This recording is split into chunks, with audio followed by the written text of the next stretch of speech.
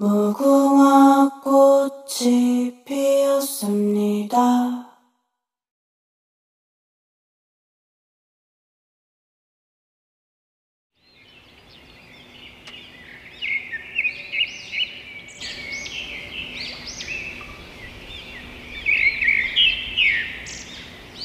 চন্দনপুর নামের ছোট্ট এক গ্রাম। কয়েক বছর ধরে বৃষ্টি নেই, মাঠ ফেটে চৌচির। এই গ্রামেই থাকতো এক পরিশ্রমী যুবক, রতন। এভাবে তো আর চলবে না, কিছু না কিছু কাজ খুঁজতে হবে অন্য গ্রামে। রতন কাঁধে পুরনো ঝোলা নিয়ে হেঁটে যাচ্ছে ধুলোমাখা পথে।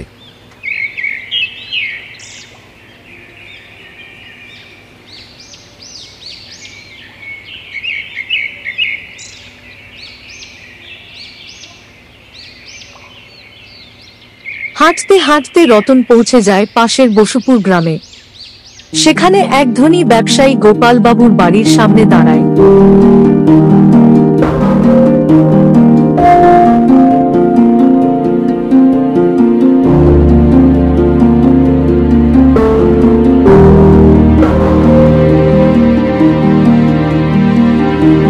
বাবু, আমি অন্য গ্রাম থেকে এসেছি, একটু কাজ দরকার।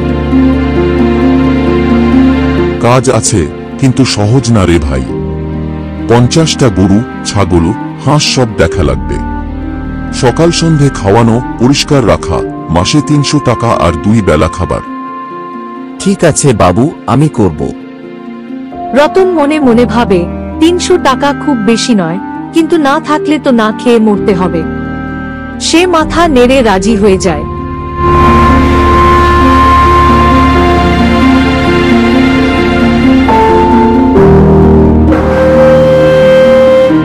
এরপর দিনগুলো কেটে যায় পরিশ্রমে, ঘামে।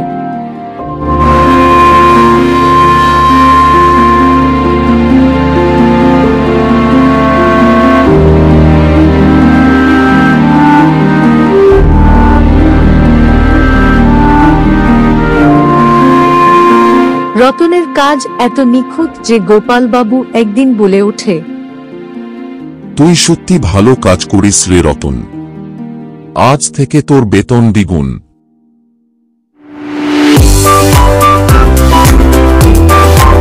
রতন আনন্দে চোখে জল আনে। সময়ের সঙ্গে সঙ্গে রতনের হাতে কিছু টাকা জমে।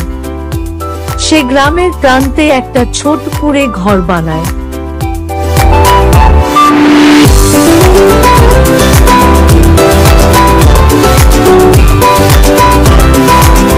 নিজের ঘর, নিজের জায়গা, এটাই তার সবচেয়ে বড় সুখ। কিন্তু একদিন হঠাৎ গ্রামের মেলায় চোরেরা এসে লুটপাট করে। রতনের বুক কাঁপে, কারণ তার সব সঞ্চয় সেই ঘরেই লুকানো।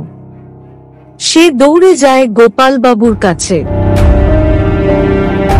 বাবু, গ্রামের অবস্থা খারাপ, আমার টাকাগুলো চুরি হয়ে যাবে মনে হয়, গ্রামে চোর ঢুকেছে। গোপাল বাবু চতুর হেসে বলে, তুই চিন্তা করিস না রে, আমার কাছে রাখ, আমি রাখলে কেউ হাতও দিতে পারবে না। রতন নির্ভর করে নিজের কষ্টের 6000 টাকা গোপাল বাবুর হাতে তুলে দেয়। দিন যায়, মাস যায়। একদিন রতন নিজের টাকাটা নিতে গোপাল বাবুর বাড়ি যায়। বাবু, এখন কাজ ভালো চলছে, আমি নিজের জমি কিনব, আমার টাকাটা ফেরত দিন। গোপাল বাবু অভিনয় করে বলে, কোন টাকা রে? তোর কাছে কোনো প্রমাণ আছে? আমি তো এমন কিছু মনে করতে পারছি না। কবে তুই আমার কাছে টাকা রেখে গেছিস? মিথ্যা কথা বলার জায়গা পাস না, মেরে হাত পা ভেঙে দেব। রতনের মাথায় আকাশ ভেঙে পড়ে। সে কাকুতি মিনতি করে, কিন্তু গোপাল বাবু লোক ডেকে তাকে মার ধরায়। রক্তাক্ত রতন কুঁড়ে ঘরে ফিরে আসে। পরের দিন গ্রামের স্কুলমাস্টার অজিত বাবু ওর অবস্থাটা দেখে জানতে পারেন সব কথা। তিনি বলেন,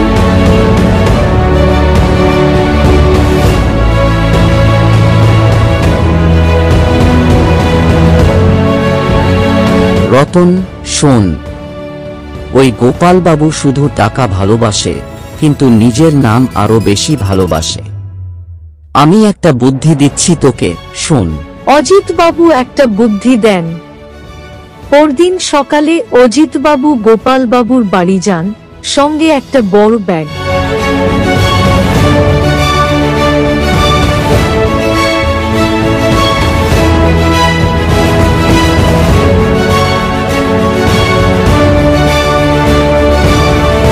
গোপালবাবু, আমার ভাই কলকাতা থেকে অনেক টাকা পাঠিয়েছে, আমি কোথায় রাখ বুঝতে পারছি না।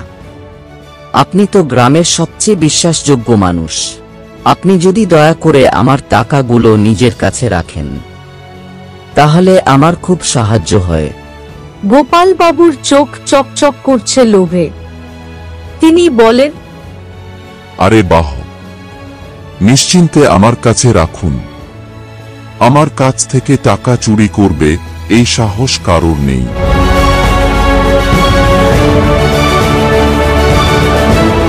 ঠিক তখনই পেছন থেকে রতন ঢোকে। গোপালবাবু হকচকিয়ে যায়। আরে রতন, আয় আয়, তোকে চিনতে ভুল হয়ে গিয়েছিল রে।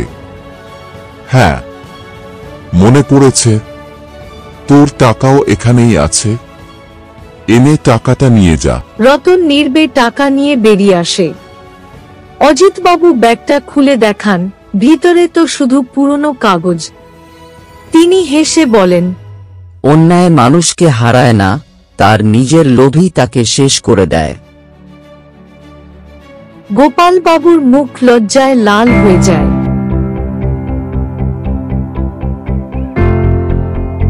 শেষে অজিতবাবু রতনকে বলেন,